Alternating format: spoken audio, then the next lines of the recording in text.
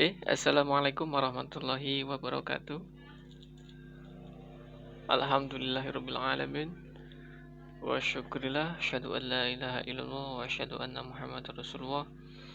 Allahumma sholli ala sayyidina Muhammad wa ala ali sayyidina Muhammad. Yang selamat berjumpa kembali siswa-siswi kelas 11 ya. Alhamdulillah kesempatan sore ini saya membuat sebuah video penjelasan sedikit ya tentang sistem operasi jaringan.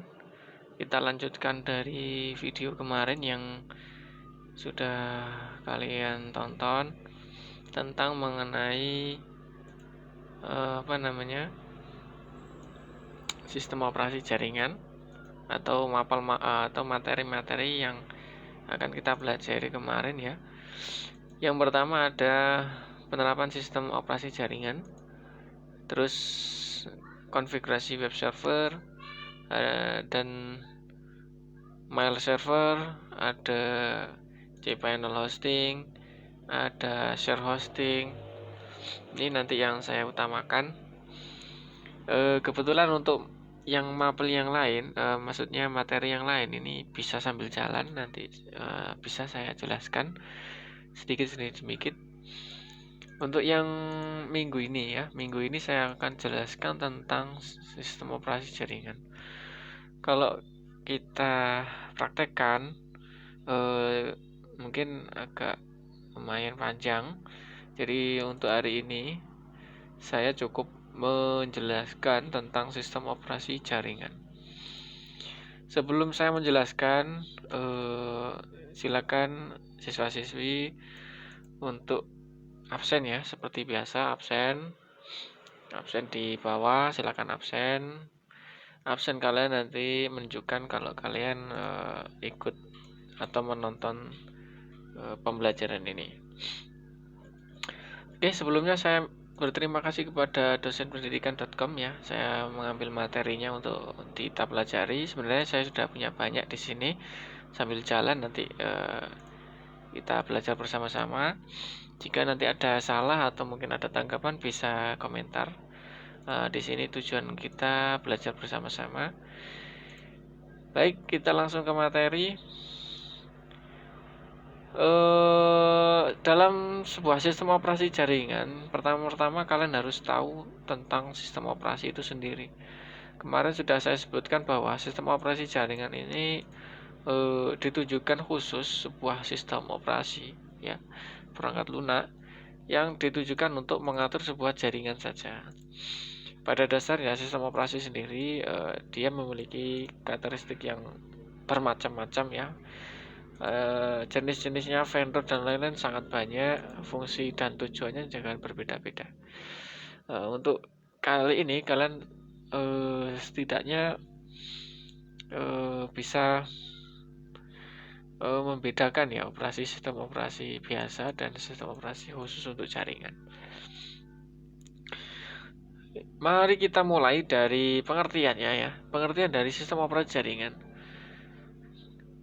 yaitu sebuah jenis sistem operasi ya yang ditujukan untuk menangani sebuah jaringan ya, seperti biasanya ya. Pada umumnya sistem ini terdiri dari atas layanan atau service yang ditujukan untuk melayani pengguna melalui server yang ditujukan untuk klien. Nah, apa itu server? Apa itu klien? Kalau server itu adalah sebuah komputer besar atau sebuah unit utama dalam sebuah jaringan. Tidak harus jaringan ya, semua komputer server itu adalah utamanya pusatnya dari sebuah data yang dimana datanya ini nantinya bisa diakses atau bisa dikirim, diterima melalui melalui jaringannya yang dikirim untuk komputer klien. Nah, jadi server ini nanti akan dikirim ke klien. Nah, seperti ini ya.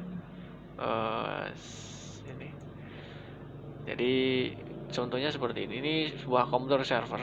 Pada umumnya sama komputer, hanya saja jenisnya sudah berbeda karena dia menampung berbagai macam data yang resource-nya besar, sehingga komputer server sendiri berbeda ya dengan komputer yang biasa seperti ini.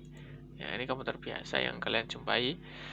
Kalau komputer server sendiri ini dia punya spesifikasi server khusus untuk sistem operasi server, sehingga dia mumpuni jika menampung berbagai macam. Contohnya seperti ini.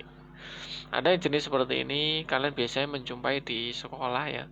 Ada kalau ujian online UNBK kemarin di SMP atau di MTS atau di SMK sendiri, ada sebuah server yang dimana dia menampung data sementara yang akan dikirim ke sebuah klien, yang nantinya di klien ini akan digunakan oleh usernya. Ya, seperti itu kerja dari sebuah server dan klien, dimana yang sudah dijelaskan di mana tadi, di mana ya tadi ya, di sistem jaringan tadi ya. Ini yang layanan atau service yang diberikan untuk melayani pengguna ini ya klien itu tadi. Dari beberapa sistem operasi, mereka memiliki fungsi dan tujuan hampir sama ya, sama-sama mengatur jaringan, di mana kalian bisa memahami ciri-cirinya ya. Ciri-cirinya sistem operasi atau karakteristik dari sistem operasi jaringan. Yang pertama, dia memiliki pusat kendali sumber daya jaringan yang dinamakan dengan server itu sendiri. Tadi server ini. Jadi dia mempunyai kendali utama yang dinamakan server. Memiliki akses aman ke sebuah jaringan, di mana sebuah server dan klien ketika mengirim memastikan bahwa server akan menjaga keamanan. Nah, dia memiliki keamanan, tidak mudah data loss, tidak mudah data terbaca, agar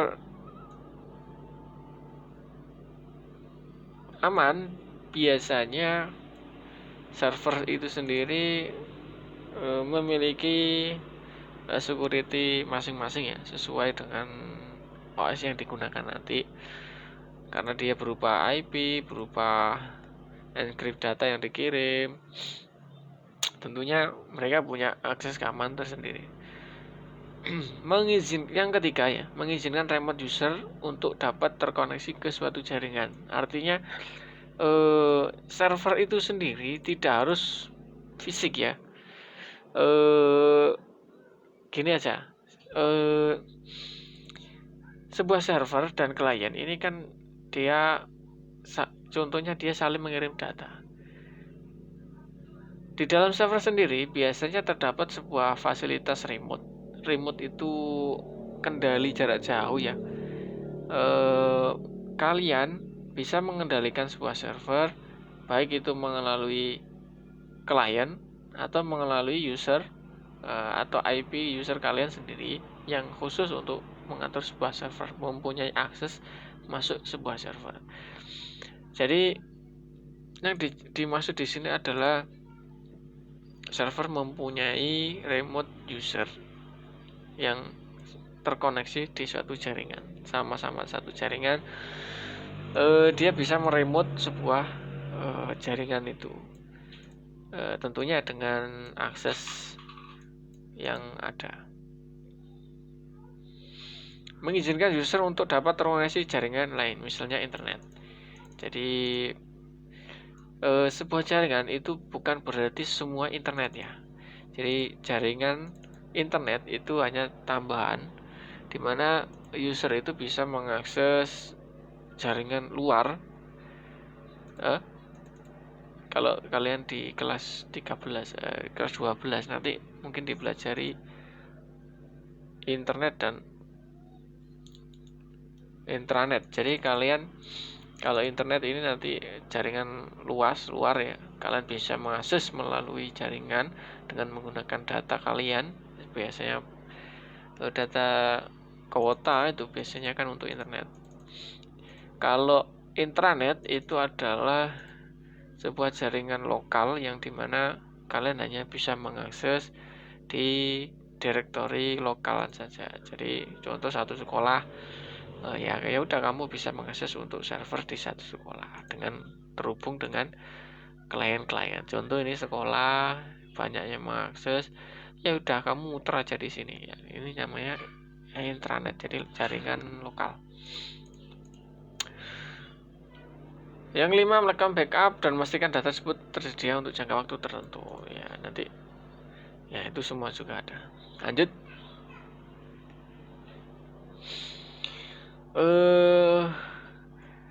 Tadi sudah saya jelaskan komputer server dan komputer klien, jadi saya skip dulu di sini. Kita langsung menuju ke sebuah jenis-jenis sistem operasi jaringannya. Jenis-jenis sistem operasi jaringan dapat dibagi menjadi dua. Kemarin sudah saya jelaskan, ada yang berbasis GUI, Graphical User Interface, dan juga berbasis CLI atau disebut Command Line Interface. Command Line ya, ini bukan LAN ya. Command Line Interface, CLI. Yaitu sistem operasi yang berbasis perintah teks. Jadi isinya cuma perintah-perintah teks. Dia bekerjanya menggunakan seperti itu. Tapi sebelumnya kalian bisa memahami beberapa sistem operasi ya. Banyak sekali sistem operasi. Ada Bayan VNS, Virtual Integrated Network Service, sebuah sistem operasi jadul ya ini ya, yang menggunakan arsitek jaringan distribusi klien atau server menuju klien-klien akan dapat sumber daya. Yang kedua, Novel Network. Ini adalah sistem operasi jaringan yang digunakan di komputer IBM PC. Ya, komputer IBM PC itu komputer kalau zaman saya dulu itu biasanya digunakan untuk warnet ya. Kalau dulu ya, Pentium 1, Pentium 2. Nah, contohnya seperti ini. Kamu bisa lihat. Nah, dulu zaman dahulu ini. Terus ada Microsoft LAN Manager. Nah, Microsoft LAN Manager ini adalah sistem operasi yang dikembangkan oleh Microsoft ya, dimana dia mempunyai mempunyai desain yang tidak asing ya dengan Microsoft. Kalian bisa lihat di sini, kira-kira seperti ini ya. Ini zaman dahulu ya. Ada selanjutnya Microsoft Word NT Server ya, ini yang populer di 2000-an ya ini ya. Dimana server ini mungkin untuk bekerja pada komputer server, protokol jaringan, IP ya. Nah, kamu bisa lihat di sini, kalian bisa lihat di sini. Ini zaman sekitar tahun 2000 ini digunakan, sangat populer ya. Kurang lebih seperti ini ya tampilannya. Lanjut, ada jenis GNU atau Linux ya yang kalian bisa kenal. Nah, seperti ada Debian, Red Hat, SUSE. Linux itu sendiri jenis sistem operasi yang open source yang kemarin saya jelaskan. Ada yang closed source, ada yang seperti ini. Linuxnya seperti ini, macam-macam ya bentuknya, tergantung dengan Linux apa yang dipakai. Ini Linux Mint.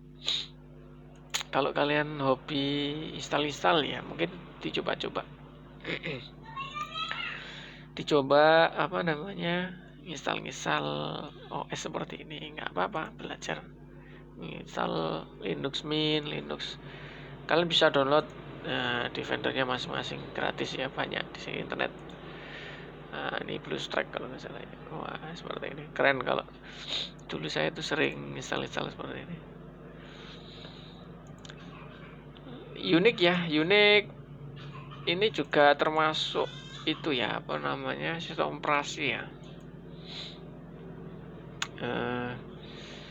Hanya saja Unix dapat menangani pemrosesan besar sekaligus menjaga layanan internet seperti web server, FTP server, terminal, akses database, dan network system FS. Di mana ini biasanya digunakan untuk server-server besar ya. Ya, Unix hampir sama kayak Linux. Sistem operasi Unix. Ya, sama.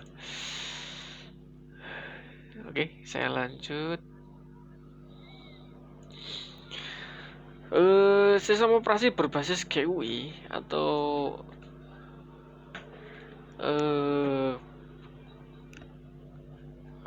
apa tapi namanya tadi?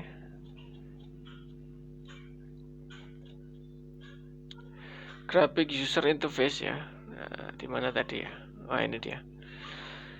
Graphic User Interface (GUI) itu memiliki sebuah tampilan yang cukup menarik ya. Kita sebut berbasis grafis saja. Di mana dia menggunakan tampilan gambar grafis yang memudahkan untuk proses konfigurasi, pengaturan. Jadi pengguna ini nanti dimudahkan dalam pengoperasian sistem ini. Ya, contohnya banyak ya, Windows, Microsoft Windows tadi. Nah, ini juga termasuk itu ya, termasuk grafis atau GUI, Graphic User Interface. Kelebihannya apa untuk sistem operasi yang berbasis GUI? Tentunya ya dengan desain yang menarik, mudah untuk digunakan. Jadi mudah digunakan untuk user, menarik minat pengguna, berinteraksi dengan komputer secara lebih baik, resolusi gambar juga tinggi. Jadi gambarnya juga baik, mudah, gampang dipakai. Jadi yang populer sistem operasi GUI. Kekurangan yaitu membutuhkan memori yang besar, jelas. Jadi PC, CPU sendiri harus spek yang cukup untuk menjalankan sistem operasi jenis ini. Sangat bergantung pada hardware. Ya, hardwarenya kalau RAM-nya kurang, kalau harddisknya kurang, tentunya nggak bisa diinstal ya. Jadi harus ada tingkat spesifikasi minimum yang dimana harus di atas minimum bisa digunakan. Membutuhkan banyak tempat pada layar komputer, kurang fleksibel. Ya, ini kekurangannya. Contohnya apa? Contohnya Linux Red Hat. Nah, contohnya ini adalah Linux Red Hat. Biasanya digunakan untuk server. Ya, kamu bisa lihat di sini, dibuka dari Tokopedia, bisa dibaca-baca. Gambarnya seperti ini ya, Red Hat ya. Terus ada Windows NT yang saya jelaskan tadi. Ada Windows XP. Ini sebenarnya Windows biasa ya, istilahnya sistem operasi yang biasa. Tidak fokus pada tidak fokus pada jaringan. Oke, selanjutnya tadi sistem operasi GUI ya. Contohnya tadi Windows XP, Microsoft MS-NET, Novel Netware, sistem operasi jaringan berbasis stack. Sekarang sistem operasi jaringan berbasis stack, yaitu biasanya kita sebut CLI, Command Line Interface. Mana tadi? Di atas ini kan. Ya, hilang guys. Udah gitu. Command Line Interface atau sistem operasi yang berbasis teks, di mana sistem operasi ini menggunakan perintah-perintah berupa teks atau perintah DOS yang digunakan untuk menjalankan sebuah sistem operasi. Kelebihannya sistem operasi CLI ini adalah pengoperasiannya mudah, ya mudah bagi yang paham. Kalau pertama kali ya jelas bingung ya, apa yang mau digunakan. Space yang dibutuhkan tidak besar ya, karena tidak ada grafis yang dibutuhkan, sehingga space data yang dalam sistem operasi kecil, bahkan ada yang di bawah 1 mega itu saya pernah coba. sangat kecil, ditaruh di flash disk juga bisa. Jadi sistem operasi basis stack ini sangat ringan sekali. Tidak membutuhkan memori yang besar, jelas kompatibel hampir ke semua software dan hardware. Karena resource-nya yang kecil, dia kompatibel di berbagai software dan hardware. Kekurangannya, ya jelas metode operasi teks. Kalian hanya bisa menggunakan dengan mengetikkan perintah-perintah saja.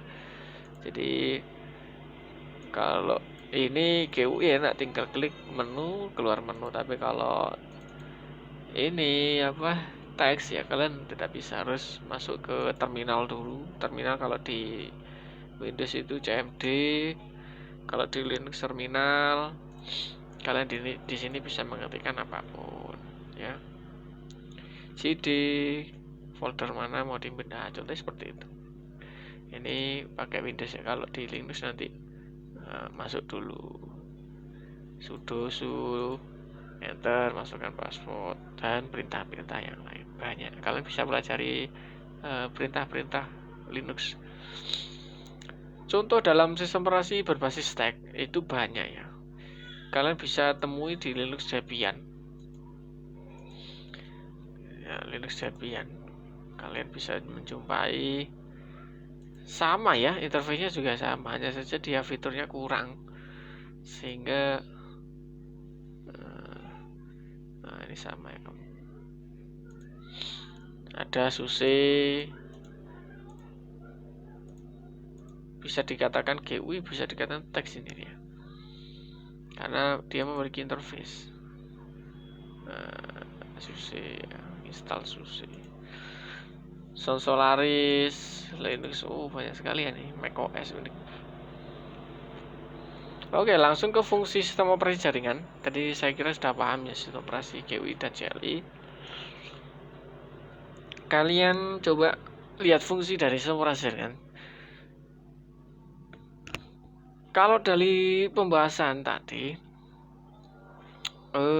fungsi utama dari sebuah sistem operasi jaringan yaitu menghubungkan sejumlah komputer dan perangkat lain ke sebuah jaringan. Jadi komputer dihubungkan, saling menghubungkan melalui sebuah jaringan. Jaringan contohnya garis-garis ini ya. Mengelola sumber daya jaringan, di mana server sebagai pengelola, dia mengelola sebuah jaringan di mana ada akses, klien bisa meminta, server bisa mengirim data yang diminta. Lanjut, menyediakan layanan, banyak ya layanannya. Jadi membutuhkan apa? Membutuhkan pengiriman file, pengiriman IP, akses ini, akses itu, banyak sekali. Terus menyediakan keamanan jaringan bagi multiple user. Jadi tenang, user ini belum tentu bisa masuk ke user satunya, dan sebaliknya, harus melalui sebuah protokol yang diterapkan oleh server sendiri. Jadi tidak mudah ini buka ini, tidak bisa ya kan, kecuali dia punya akses ke sini. Jadi mau jaringan ini harus punya akses security network yang bagus. Dan ini yang banyak kalian bisa baca, mengumpulkan jumlah komputer, mengolah sumber daya, ya kayak tadi, sama menyediakan keamanan, membantu kemudahan melakukan proses sama semua ya. Memulai proses program jaringan ya, membantu menggunakan komputer server ya, sama. Ya. Selain fungsi-fungsi yang disebutkan, perlu diingat juga sistem operasi jaringan memiliki kemampuan untuk membantu suatu server jaringan mengolah data keluar atau masuk pada sebuah jaringan. Cara kerjanya sistem operasi jaringan itu ada 4 ya. 1, sender. Sender itu pengiriman data informasi. Jelas bisa mengirim, jelas bisa menerima. Receiver. Jadi sender dan receiver yang melalui sebuah protokol atau mengencode atau apa yang istilah encrypt. Jadi data-data yang dikirim tadi akan melalui sebuah protokol dengan media transmisi data ya, contoh mudahnya itu seperti apa ya, saya tunjukkan dulu cara kerja sistem operasi jaringan ya. Contohnya seperti ini ya. Contohnya seperti ini. Contoh jaringan internet ya. Jadi jaringan pusat internet ini terpusat dari sebuah server. Dari sebuah server yang jelas provider ya. Provider menyediakan internet, atau bisa contoh yang lain. Sama aja ini. Yang melalui sebuah media transmisi. Ini ada hub, ada access point. Apa yang dikirim adalah sebuah data di mana yang bisa diminta dan bisa dikirim melalui sebuah transmisi yang disebut dengan hub atau access point, dan banyak yang lainnya tergantung hardware yang digunakan. Nah, setiap media ini mempunyai sebuah protokol di mana ketika internet masuk ke hub, apakah hub ini mengizinkan untuk masuk access point. Dalam access point juga akan dikonfig lagi menjadi semacam sinyal ya, atau kita kenal hotspot. Nanti akan diterima oleh sebuah PC, komputer, HP, semuanya bisa mengakses. Nah, cara kerjanya kurang lebih seperti ini ya. Jadi ada perpusat server provider yang dihubungkan melalui sebuah transmisi. Transmisi ini mempunyai protokol. Dalam protokol ini sehingga dari media bisa diterapkan, di-share lagi ke hardware yang lain. Jadi sistem kerja dari sistem operasi ya kurang lebih seperti itu. Jadi dia bisa sender, punya protokol, dia mempunyai media transmisi, tentunya receiver ya menerima. Jadi mungkin nanti ada soal, mungkin kalian bisa jawab. Sebutkan apa saja cara kerja sistem operasi. Kalian bisa menyebutkan ini ya. Nah, kurang lebihnya seperti itu ya untuk materi kali ini. Jangan banyak-banyak bingung nanti kalau belum pernah belajar. Jadi yang cukup kalian pahami adalah sistem operasi adalah sistem perangkat lunak yang digunakan untuk pengelolaan sebuah jaringan. Nah, contohnya ciri-cirinya kalian bisa menyebutkan dia memiliki pusat kendali, dia memiliki akses, dia mempunyai security yang bagus, dapat membackup. Nah, cirinya seperti itu bisa kalian sebutkan.